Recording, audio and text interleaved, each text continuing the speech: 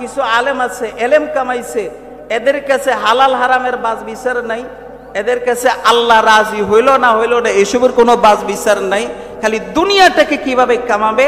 তারা এক কথায় তাদের এলেমটাকে দুনিয়া কামানোর একটা মাধ্যম বানায় ফেলছে।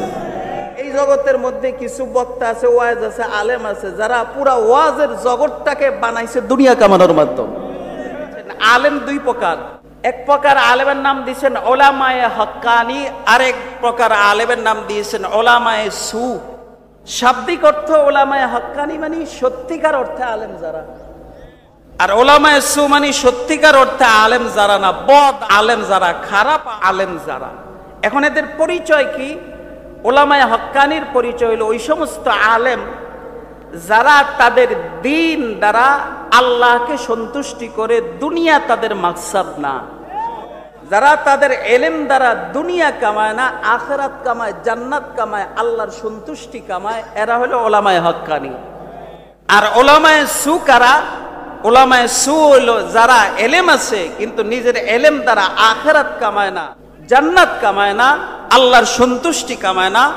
যারা তাদের এলেম দ্বারা দুনিয়া কামায় এদেরকে বলা হয় ওলামায়ে সু।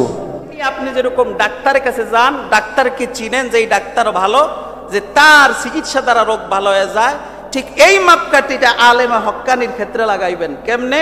আপনি দেখবেন কার কথা দ্বারা মানুষ দ্বীনের পথে উঠে, কার কথা দ্বারা মানুষ হেদায়েত লাভ করে, কার কথা দ্বারা মানুষ সুন্নতের পথে চলে, কার কথা দ্বারা মানুষ আল্লাহওয়ালা হয়, কার কথা শুনলে দিলের ভিতরে কম্পন সৃষ্টি হয়, কার কথা শুনলে আখিরাতের কথা মনে হয়।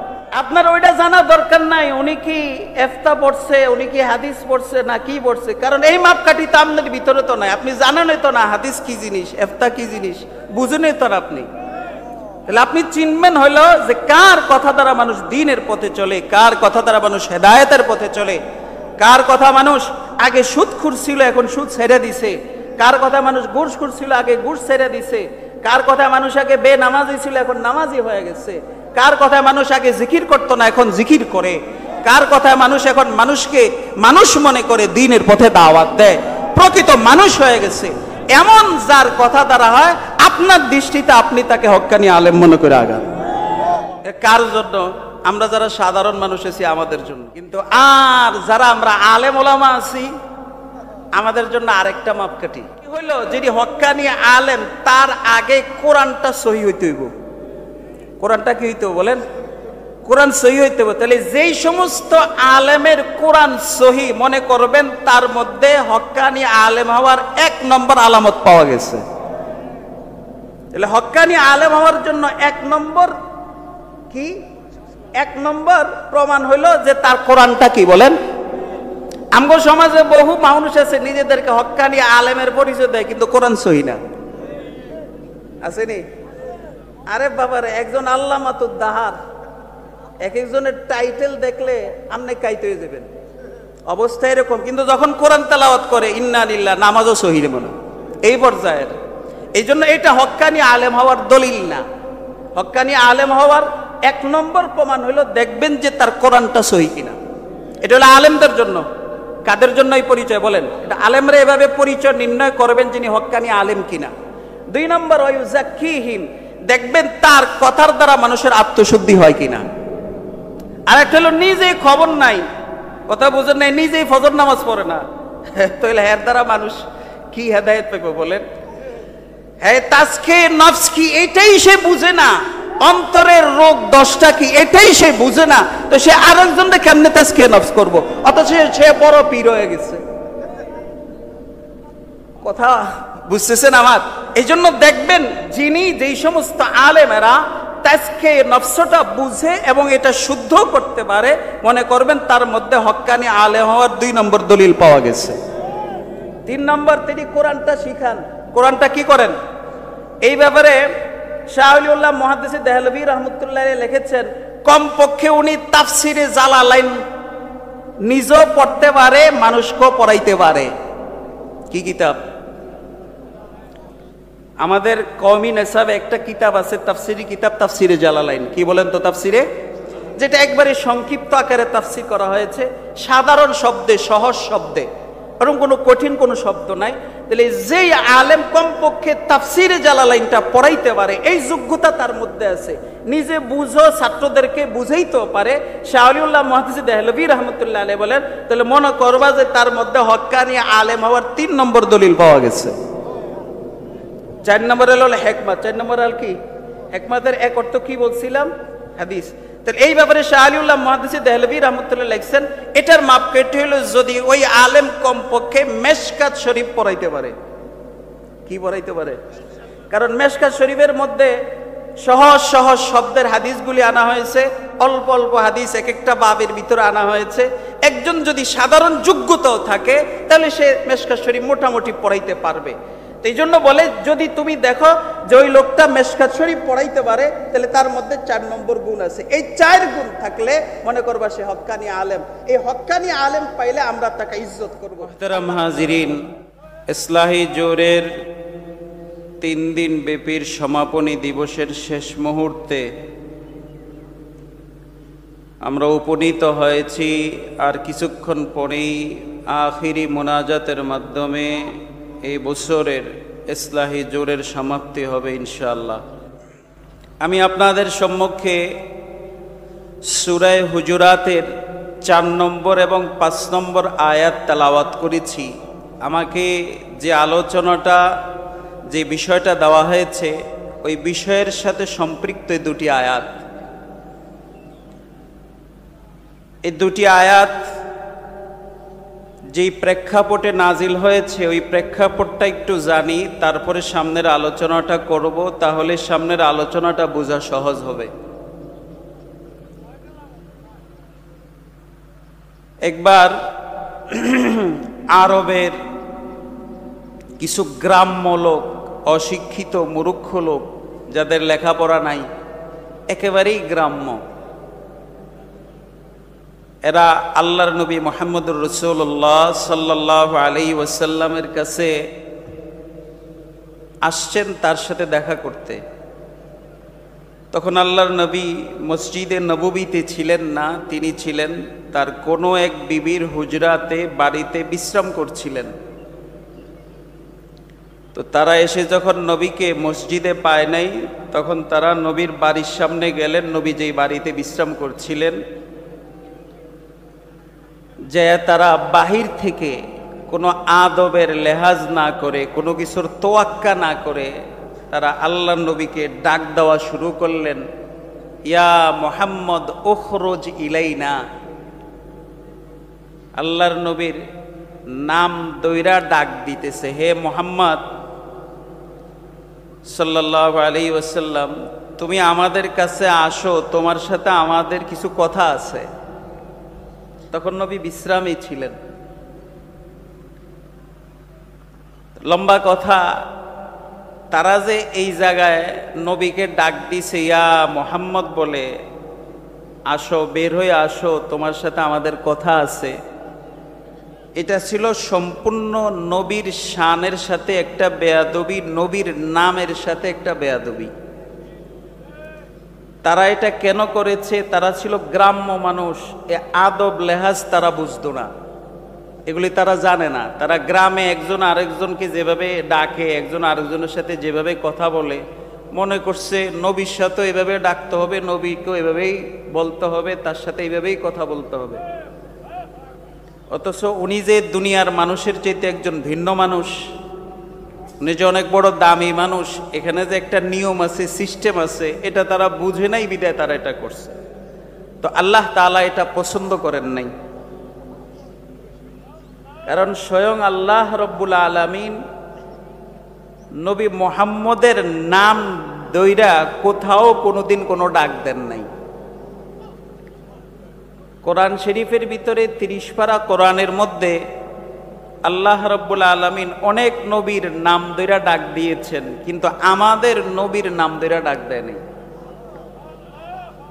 নবীর কিছু গুণবাচক নাম দইরা ডাক দিছে, যেমন ইয়া আইয়ুহাল মুজাম্মিল, ইয়া আইয়ুহাল মুদ্দাসসির, এরকম কিছু গুণবাচক নাম দইরা ডাক দিছে, তো মূল নাম দইরা ডাক দেয় নাই। কিন্তু আল্লাহ তাআলা অন্যান্য নবীদের নাম ধরে ডাক দিছে, ইয়া ইব্রাহিম কদ সাদ্দাকতার রুইয়া। তাহলে ইব্রাহিম আলাইহিস সালামের নাম ধরে ডাক দিছে, আর অন্যান্য নবীর নাম ধরে ডাক দিছে, কিন্তু নবীর নাম ধরে ডাক দেয় নাই। কেন? উম্মতকে এটা শেখানোর জন্য যে যেখানে আমি আল্লাহ নবীর নাম ধরে ডাক দেই নাই, নবীকে এত মহাব্বত করি এবং নবীর এই আদবের প্রতি আমি খেয়াল করি, তাহলে আমি আল্লাহ যখন নবীর আদবের প্রতি খেয়াল করি, তাহলে উম্মতদেরকেও নবীর আদবের দিকে খেয়াল করতে হবে। এই শিক্ষাটা দেওয়ার জন্য আল্লাহ রাব্বুল আলামিন কোরআনের কোথাও নবীর নাম ধরে ডাক দেয়নি। তখন আল্লাহ রাব্বুল আলামিন এই তাদের এই আচরণের প্রতি অসন্তুষ্ট হইয়া সূরা হুজুরাতের 4 নম্বর এবং 5 নম্বর আয়াত নাজিল করেছেন। নাজিল করে আল্লাহ রাব্বুল আলামিন এই জায়গায় নববী দরবারের 2টা আদব শিখাইছেন। 4 নম্বর আয়াতে একটা আদব, 5 নম্বর আয়াতে আরেকটা আদব। 4 নম্বর আয়াতে আল্লাহ আদব শিখায় যে যদি তোমরা কোনোদিন নববী দরবারে আসো, তাহলে কোনোদিন আর নবীর নাম ধরে ডাক দিবা না। আল্লাহ বলেন, ইন্নাল্লাযীনা ইউনাদুনাকা মিন ওয়ারাইল হুজুরাতি আকসারুহুম লা ইয়াকিলুন। যারা আপনারে নবী মুহাম্মদকে আপনার হুজরার পিছন দিক থেকে, বাহির দিক থেকে ডাক দিছে, এরা বেশিরভাগ মানুষ বেকুব। এরা কি বেকুব? এরা বুঝে নাই। তো এই আয়াতে মুফাসসিরিনে কেরাম লেখেন যে এই যে নাম ধরে ডাক দিছে, এটা আল্লাহ এদেরকে বেকুব বলছেন। এখান থেকে শিখায় যে যতদিন তোমরা নবীকে হায়াতে পাইবা, আর কোনোদিন নবীকে নাম ধরে ডাক দিবা না। 2 নম্বর আদব কি? ওয়ালাউ আন্নাহুম সাবারু হাত্তা তাখরুজা ইলাইহিম লাকানা খায়রাল লাহুম।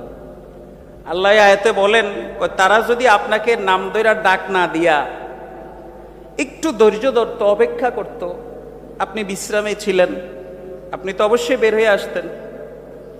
তো তারা যদি ডাক না দিয়া অপেক্ষা করত, আপনার আসার অপেক্ষায় আপনি আসতেন, তারপর তারা আপনার সাথে সাক্ষাৎ করত, কথা বলতো, তাহলে এটা ছিল তাদের জন্য কল্যাণকর।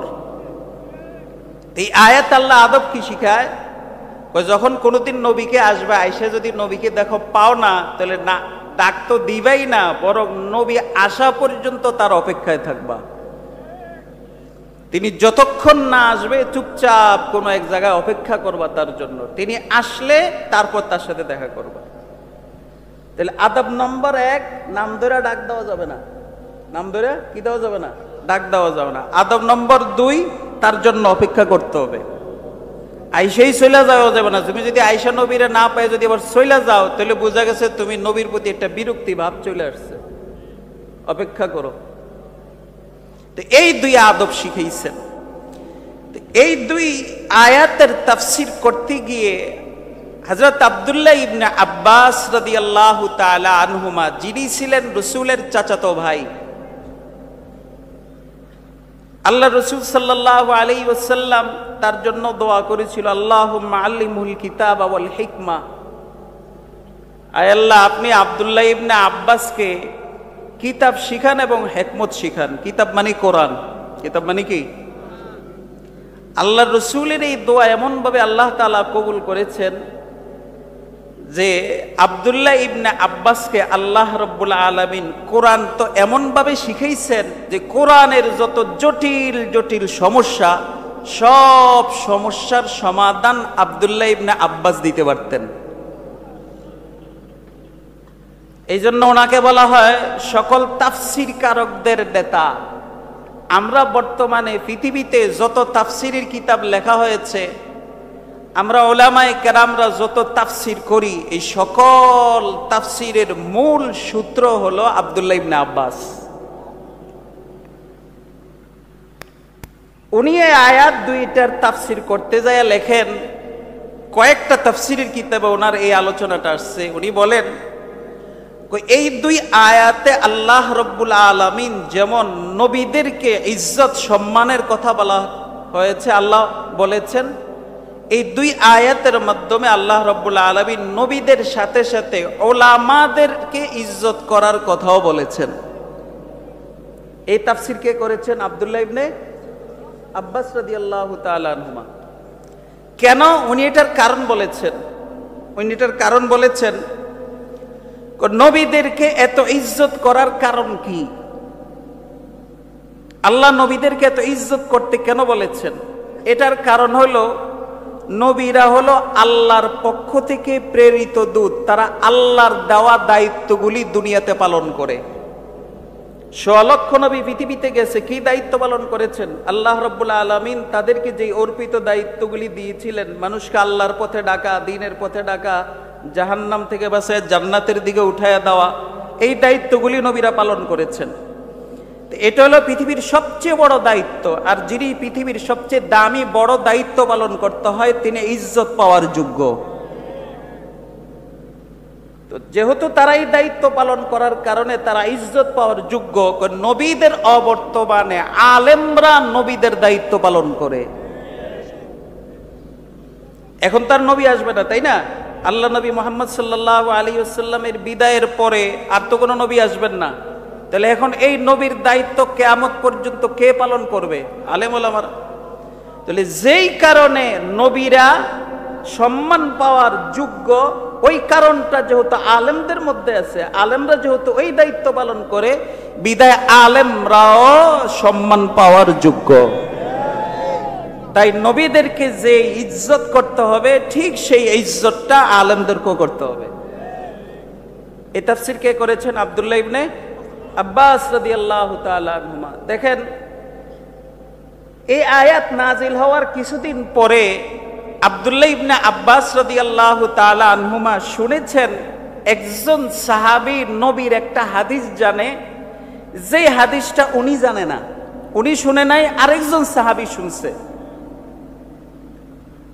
তো সাহাবায়ে কেরাম তো এমন ছিলেন, নিজে যে হাদিস জানতেন সেটাও অন্যকে বলতেন, অন্য যে হাদিস জানতো তারাও সেখানে যায় তার কাছ থেকে সেই হাদিসটা শুনতেন। এটা সাহাবায়ে কেরামের একটা অভ্যাস ছিল। তো আব্দুল্লাহ ইবনে আব্বাস রাদিয়াল্লাহু তাআলা আনহু যখন শুনলেন যে অমুক সাহাবী একটা হাদিস জানে, উনি জানেন না, তখন উনি ওই হাদিসটা জানার জন্য ওই সাহাবীর বাড়িতে রওনা দিছেন।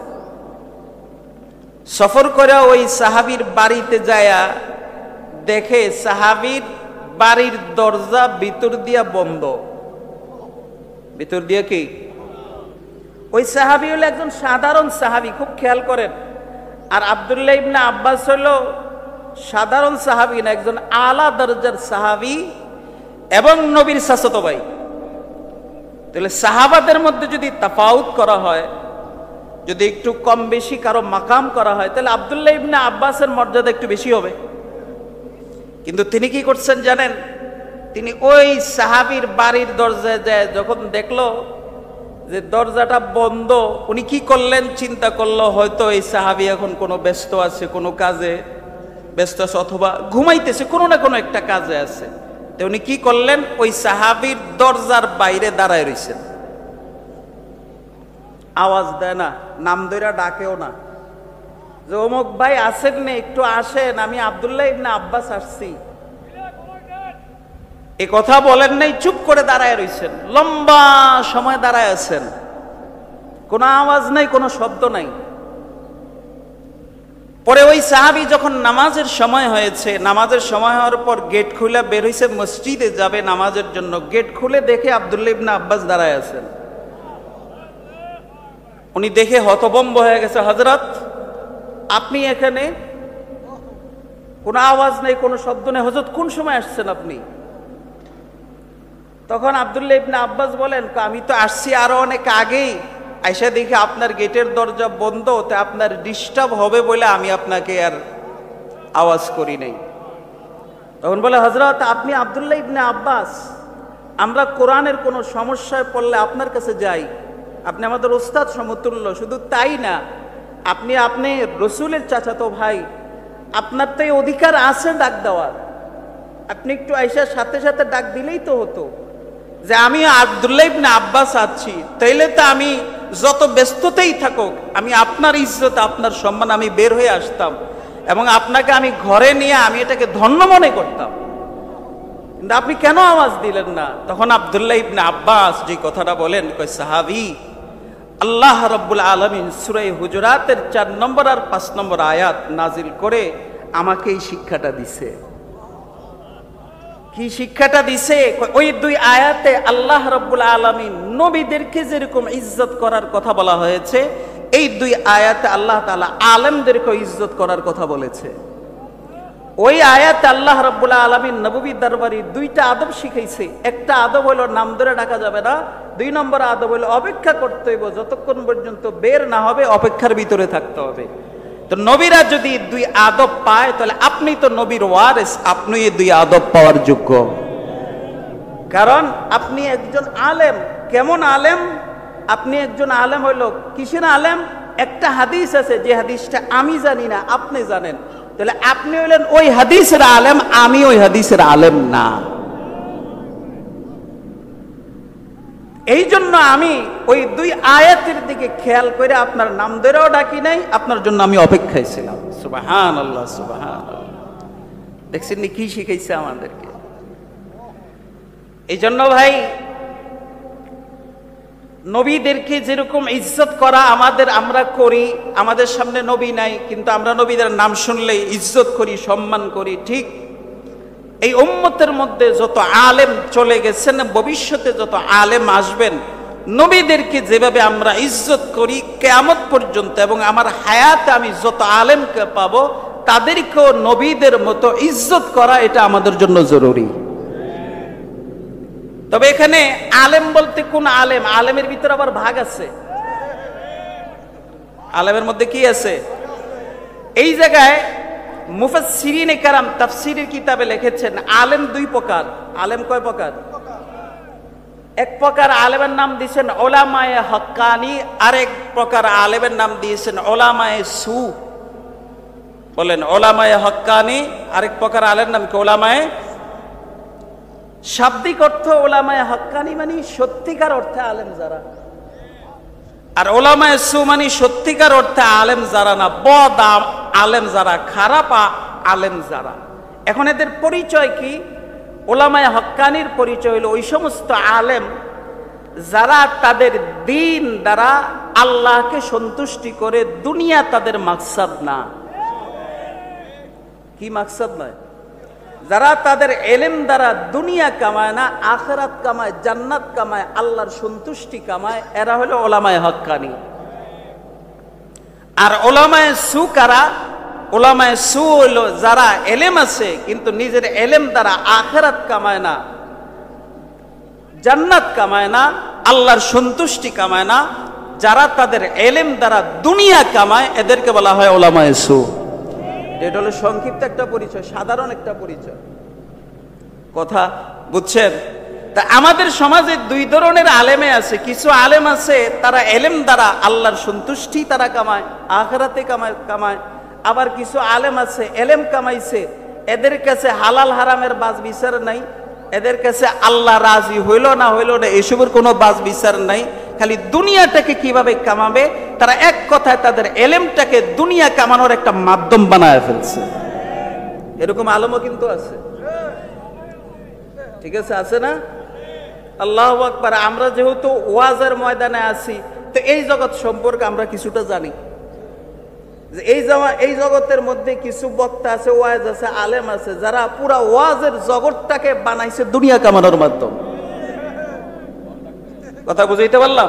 এরা এটা দ্বারা এখন দুনিয়াই কামায়, পেটকে কিভাবে বড় করবে এই চিন্তা, দুনিয়া কেমনে আলিশান কি করবে এইসব চিন্তা ওয়াজের দ্বারা, আর অন্য কোনো মাকসাদ না। অথচ আল্লাহ রাসূল সাল্লাল্লাহু আলাইহি ওয়াসাল্লাম আর সাহাবায়ে কেরাম ওয়াজ করছেন, তারাও তো ওয়াজ করছেন। তারা কিভাবে ওয়াজ করছেন, তারা কি করছেন, ওইটা আমরা কেউ ফলো করি না। আল্লাহ আমাদের সবাইকে বুঝদান করুক, আমিন বলেন। এখন কইবেন হুজুর আমি সাধারণ মানুষ, আমি হক্কানি আলেমকে আর হক্কানি আলেমকে না, কে ওলামায়ে হক্কানি আর কে ওলামায়ে সু, আমি এই পার্থক্যটা কিভাবে বুঝবো? কথা বুঝেন? আমাদের কাছে অনেকেই প্রশ্নটা করেন যে হুজুর এই পার্থক্যটা কেমনে বুঝবো, যে হক্কানি কে আলেম আর কে হক্কানি আলেম না, পার্থক্যটা কি? তো এইটার পরিচয় 2 ভাবে দেওয়া যায়। একটা হলো আমরা যারা সাধারণ মানুষ আছি এদের জন্য একটা সাধারণ পরিচয়, আরেকটা হলো উলামায়ে কেরামের জন্য পরিচয়। সাধারণ পরিচয়, যারা সাধারণ আছি আমরা, আলেম না, সাধারণ শিক্ষিত বা মূর্খ, আমাদের জন্য এক ধরনের পরিচয়, এক ধরনের মাপকাঠি। আর যারা আলেম ওলামা আছি, তারা হক্কানি আলেম কেমনে বুঝবেন, তাদের জন্য আরেক ধরনের মাপকাঠি। আমি প্রথমটা বলি।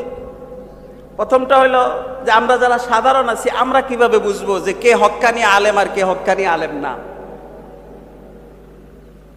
এটার ব্যাপার হলো প্রথম কথা এবং স্বাভাবিক কথা, সেটা হলো আমরা যারা শিক্ষিত না, মূর্খ, অশিক্ষিত বা দ্বীনের এলেম আমাদের যাদের ভিতরে, অথবা দুনিয়ার কোনো এলেমে আমাদের ভিতরে নাই, আমরা যদি কেউ অসুস্থ হয়ে যাই, অসুস্থ হই না? তো অসুস্থ হইলে আমাদের ডাক্তারের কাছে যাওয়া লাগে চিকিৎসা নেওয়ার জন্য। তখন আপনি কোন ডাক্তারের কাছে যাবেন? আপনার দৃষ্টিতে যে ভালো ডাক্তার নাকি?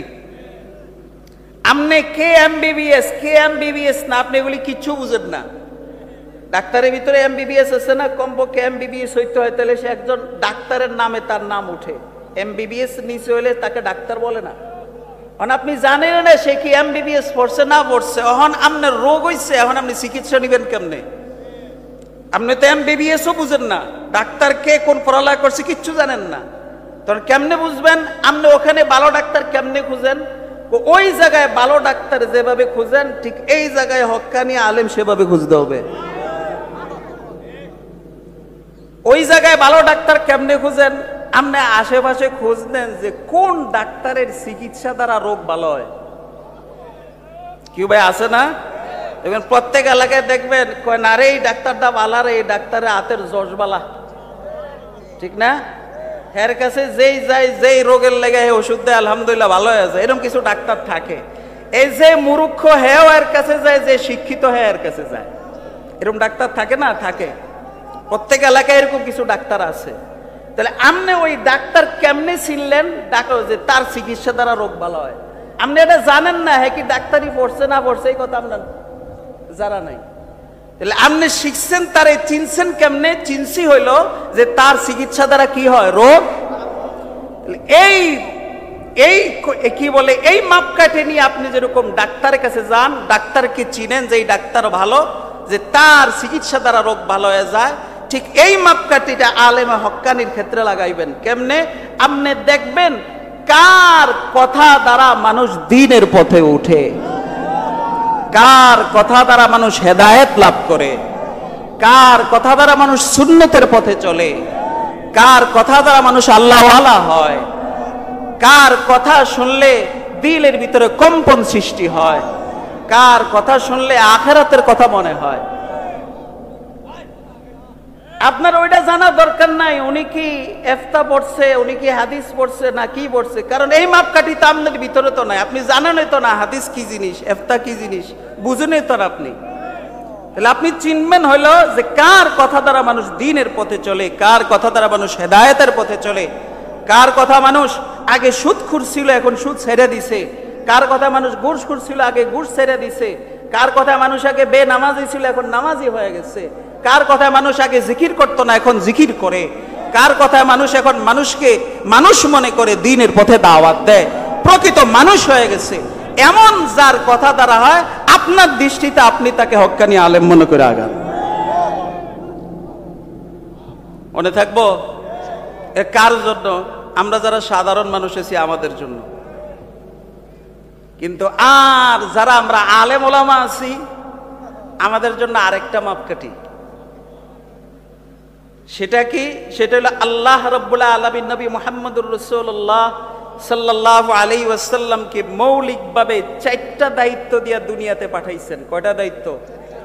ওয়াল্লাযী বা'আথা ফিল উম্মিয়িনা রাসূলাম মিনহুম ইয়াতলু আলাইহিম আয়াতিহি ওয়া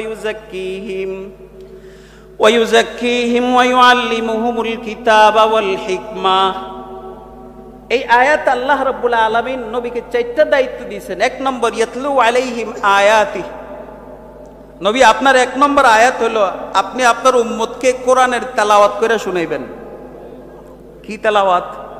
তার মানে বোঝা যায় এই আয়াত দ্বারা শুধু কোরআনের তেলাওয়াত করলে হবে। এই আয়াত আল্লাহ বলেন যে তাফসীর করতে হইব। কি করতে হইব? অথবা বুঝতে হইব, বুঝেই তো হবে এই কথা বলে না, বলছে শুধু আপনি কোরআনের তেলাওয়াত করবেন। কারণ কোরআন এমন একটা জিনিস যে এটার ব্যাখ্যাও যদি কেউ না বুঝে, অর্থ যদি কেউ না বুঝে, শুধু যদি তেলাওয়াত করে আল্লাহ তাআলা তাকে হেদায়েত দিয়ে দেয়। এটা দ্বারা অনেক প্রশ্নের সমাধান হয়। কারণ আমাদের সমাজে বহু মানুষ আছে কয় কোরআন বলে বুঝা পড়তে হবে, না বুঝা পড়লে বলে কোনো সওয়াব নাই। এরকম এক গ্রুপ বেরিয়েছে না ভাই, এরা বলে, কিন্তু এই জায়গাতে কথা নাই, এই কথা নাই। আল্লাহ তাআলা, আল্লাহ রাসূল সাল্লাল্লাহু আলাইহি ওয়াসাল্লাম কোরআন তেলাওয়াত করতেন, সাহাবায়ে কেরাম কোরআন তেলাওয়াত করতেন। পৃথিবীর ইতিহাসে বহুরকম নজির আছে, বিজাতিরা এরা কোরআনের অর্থ বুঝে না, কিচ্ছু বুঝে না, শুধু কোরআন তেলাওয়াত শোনার সাথে সাথে ঈমান আনছে। এরকম বহু ঘটনা আছে ইতিহাসে। তো যাই হোক, এটা ভিন্ন আলোচনা। তো নবী আপনার 1 নম্বর কাজ হলো আপনি কোরআন তেলাওয়াত করবেন। 2 নম্বর কাজ হলো ওয়ুযাক্কিহিম। ওয়ুযাক্কিহিম মানে মানুষের আত্মশুদ্ধি করবেন, মানুষের দিলকে পরিষ্কার করবেন। মানুষের দিলের ভিতরে যে ময়লাগুলি আছে, 10টা ময়লা আমাদের আকাবের আসলাফ এগুলি বের করেছেন কোরআন হাদিসের আলোকে। কোরআনের দিলের 10টা রোগ আছে। কয়টা রোগ? এই 10টা রোগ পরিষ্কার করে তাকে মানুষের মতো মানুষ করবেন। তাহলে 1 নম্বর কাম হলো কোরআন তেলাওয়াত, 2 নম্বর হলো আত্মাকে পরিষ্কার করে মানুষকে মানুষের মতো মানুষ বানাবেন। ইয়াতলু আলাইহিম আয়াতিহি ওয়া ইউযাক্কিহিম ওয়া ইউআল্লিমুহুমুল কিতাব, এবং মানুষকে কোরআন শিখাবেন। কি শিখাবেন? হ্যাঁ, এই জায়গায় এখন কোরআন শিখানোর অর্থ কি? 2টা অর্থ। একটা হলো কোরআনের লফজও শিখাবেন, আর একটা হলো কোরআনের মানি শিখাবেন। অর্থাৎ কোরআনটা সহিভাবে মানুষকে শিখিয়ে দিবেন এবং কোরআনের অর্থ তাফসীরটাও মানুষকে শিখিয়ে দিবেন। তাহলে কত নম্বর দায়িত্ব হলো? 3 নম্বর। নম্বর 4, ওয়া ইউআল্লিমুহুল কিতাব ওয়াল হিকমা, হিকমত শিখাইবেন। কি শিখাইবেন? হিকমত শিখাইবেন। হিকমত মানে, হিকমতের এক ব্যাখ্যা লিখেছেন উলামায়ে কেরাম, অর্থাৎ তাদেরকে আপনি হাদিস শিখাবেন। কি শিখাবেন? হিকমতের এক অর্থ হলো হাদিস, সুন্নাহ, হাদিস শিখাবেন। তাহলে 4 দায়িত্ব। 1 নম্বর দায়িত্ব হলো কোরআন তেলাওয়াত, 2 নম্বর তাজকিয়া নফস, 3 নম্বর কোরআনের তালিম, 4 নম্বর হলো হাদিস। 4 নম্বর কি? তাহলে নবী যেরকম এই 4টা দায়িত্ব পালন করছে, ঠিক যদি কোনো আলেম যদি দেখেন সঠিকভাবে এই 4টা দায়িত্ব পালন করে, তাহলে মনে রাখবেন উনি হলো হক্কানি আলেম। উনি কি হক্কানি? এই ব্যাপারে আল্লামা শাহ ওলিউল্লাহ মুহাদ্দিসে দেহলভী রাহমাতুল্লাহ আলাইহি মাপকাঠি লিখেছেন। মাপকাঠিটা কি লিখেছেন? উনি লিখেছেন যে এটার একটা মাপকাঠি হলো যে কোরআন তেলাওয়াত করে শোনানো। কোরআন তেলাওয়াত করে, এই জন্য জরুরি হইল যিনি হক্কানি আলেম তার আগে কোরআনটা সহি হইতে হইব। কোরআনটা কি হইতে বলেন? কোরআন সহি হইতে হবে। তাহলে যেই সমস্ত আলেমের কোরআন সহি, মনে করবেন তার মধ্যে হক্কানি আলেম হওয়ার 1 নম্বর আলামত পাওয়া গেছে। তাহলে হক্কানি আলেম হওয়ার জন্য 1 নম্বর কি? 1 নম্বর প্রমাণ হইল যে তার কোরআনটা কি বলেন। আমগো সমাজে বহু মানুষ আছে নিজেদেরকে হক্কানি আলেমের পরিচয় দেয়, কিন্তু কোরআন সহি না। আসেনি? আরে বাবারে, একজন আল্লামাতুদ দাহার, এক একজনের টাইটেল দেখলে আপনি কাইতে হয়ে যাবেন, অবস্থা এরকম। কিন্তু যখন কোরআন তেলাওয়াত করে ইন্না লিল্লাহ, নামাজও সহি নেব না, এই পর্যায়ের। এই জন্য এটা হক্কানি আলেম হওয়ার দলিল না। হক্কানি আলেম হওয়ার 1 নম্বর প্রমাণ হলো দেখবেন যে তার কোরআনটা সহি কিনা। এটা হলো আলেমদের জন্য। কাদের জন্য এই পরিচয় বলেন? এটা আলেমরা এভাবে পরিচয় নির্ণয় করবেন যিনি হক্কানি আলেম কিনা। 2 নম্বর ওয়া ইউযাক্কিহিম, দেখবেন তার কথার দ্বারা মানুষের আত্মশুদ্ধি হয় কিনা। আর একটা হলো নিজেই খবর নাই, কথা বুঝেন নাই, নিজেই ফজর নামাজ পড়ে না, তাহলে এর দ্বারা মানুষ কি হেদায়েত পাবে বলেন? হ্যাঁ, তাজকিয়া নফস কি এটাই সে বুঝে না, অন্তরের রোগ 10টা কি এটাই সে বুঝে না, তো সে আরেকজনকে কেমনে তাজকিয়া নফস করবো? অথচ সে বড় পীর হয়ে গেছে। কথা বুঝতেছেন আমার? এই জন্য দেখবেন যিনি যেই সমস্ত আলেমেরা তাজকিয়া নফসটা বুঝে এবং এটা শুদ্ধ করতে পারে, মনে করবেন তার মধ্যে হক্কানি আলেম হওয়ার 2 নম্বর দলিল পাওয়া গেছে। 3 নম্বর, তিনি কোরআনটা শিখান। কোরআনটা কি করেন? এই ব্যাপারে শাহ ওলিউল্লাহ মুহাদ্দিসে দেহলভী রাহমাতুল্লাহ আলাইহি লিখেছেন, কমপক্ষে উনি তাফসিরে জালালাইন নিজেও পড়তে পারে, মানুষকেও পড়াইতে পারে। কি কিতাব? আমাদের কওমি নেসাবে একটা কিতাব আছে, তাফসিরি কিতাব, তাফসিরে জালালাইন। কি বলেন তো তাফসিরে? যেটা একবারে সংক্ষিপ্ত আকারে তাফসির করা হয়েছে, সাধারণ শব্দে, সহজ শব্দে। এরকম কোনো কঠিন কোনো শব্দ নাই। তাহলে যেই আলেম কমপক্ষে তাফসিরে জালালাইনটা পড়াইতে পারে, এই যোগ্যতা তার মধ্যে আছে, নিজে বুঝো ছাত্রদেরকে বুঝাইতেও পারে, শাহ ওলিউল্লাহ মুহাদ্দিস দেহলভী রহমতুল্লাহ আলাইহি বলেন, তাহলে মনে করবা যে তার মধ্যে হক্কানি আলেম হওয়ার 3 নম্বর দলিল পাওয়া গেছে। 4 নম্বর হলো হেকমত। 4 নম্বর আর কি? হেকমতের এক অর্থ কি বলছিলাম? হাদিস। তাহলে এই ব্যাপারে শাহ ওলিউল্লাহ মুহাদ্দিস দেহলভী রহমতুল্লাহ লিখছেন, এটার মাপকাঠি হলো যদি ওই আলেম কমপক্ষে মেশকাত শরীফ পড়াইতে পারে। কি পড়াইতে পারে? কারণ মেশকাত শরীফের মধ্যে সহজ সহজ শব্দের হাদিসগুলি আনা হয়েছে, অল্প অল্প হাদিস এক একটা বাবের ভিতরে আনা হয়েছে। একজন যদি সাধারণ যোগ্যতাও থাকে তাহলে সে মেশকাত শরীফ মোটামুটি পড়াইতে পারবে। এই জন্য বলে যদি তুমি দেখো যে ওই লোকটা মেশকাত শরীফ পড়াইতে পারে, তাহলে তার মধ্যে 4 নম্বর গুণ আছে। এই 4 গুণ থাকলে মনে করবা সে হক্কানি আলেম। এই হক্কানি আলেম পাইলে আমরা তাকে ইজ্জত করব। আল্লাহ রাব্বুল আলামিন আমাদেরকে আমল করার তৌফিক দান করুন।